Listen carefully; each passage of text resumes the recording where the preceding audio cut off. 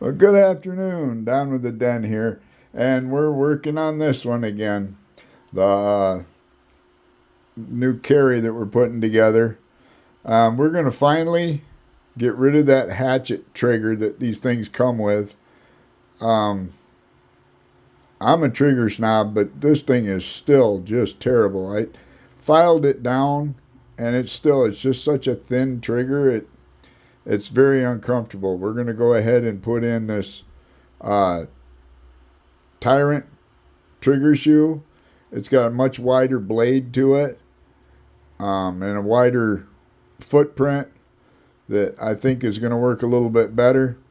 We'll be back once we get it in. Of course, Glock in their infinite wisdom, they put a pin in there for the trigger shoe on this side, but there's no way for it to come out. So unfortunately, we're going to have to ruin this miserable trigger to begin with to get it out.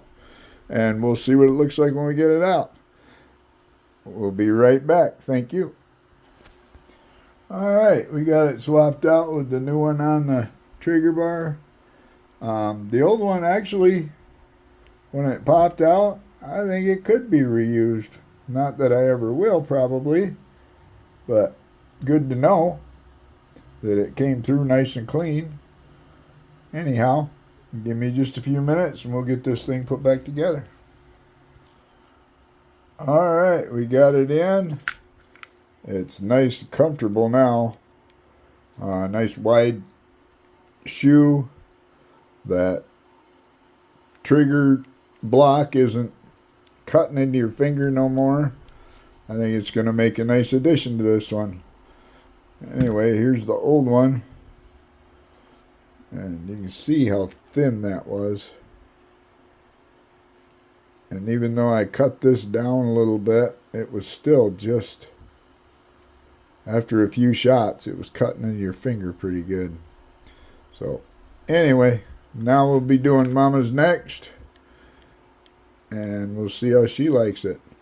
Let's see what the difference is on the pull if I can get this thing to rack here.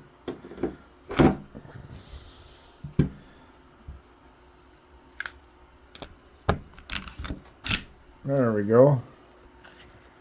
Now let's see what we got.